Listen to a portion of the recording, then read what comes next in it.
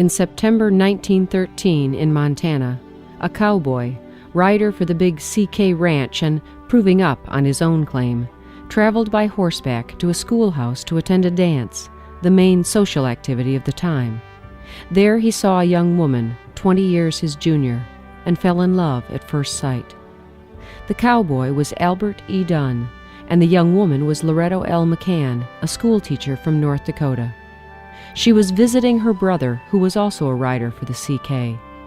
Loretto stayed in Montana a month, during which time Al visited frequently. When Loretto returned to North Dakota, Al took her to the train in Oswego by either horse-drawn buggy or on horseback, crossing the river in a rowboat. At the parting, the cowboy asked the schoolteacher if he could write to her, and she answered, "If you want to, I guess it would be all right." Did he want to? And so Al began writing to Loretto, starting each letter with terms of endearment. My darling little girl, both of your dear, my darling baby girl, your sweet, my own darling sunshine, your last sweet letter. After she returned to North Dakota, he wrote, I'll never forget how you looked boarding the train. It's going to be a long, lonesome winter. Beautiful, persistent love letters followed, sent over a period of 2 years.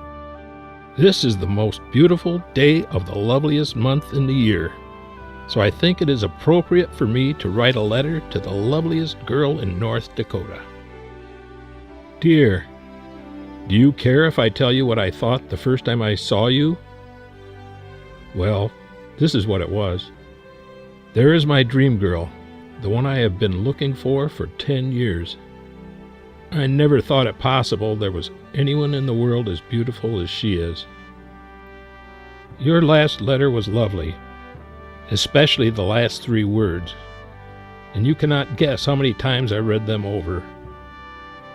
And so we have crossed another barrier, haven't we, sweetheart? And sincerely with which you used to close all your letters has changed to lovingly. Such a little change, but what an important one to us both. Whenever they were apart, for any reason, for the next 32 years, Al wrote to Loretto. Discover their remarkable true story in Love Letters from Poverty Flat, a new 592-page memoir from Alberta Dunn Lindsay, which contains the correspondence between Al and Loretto, as well as 333 photographs of their life together.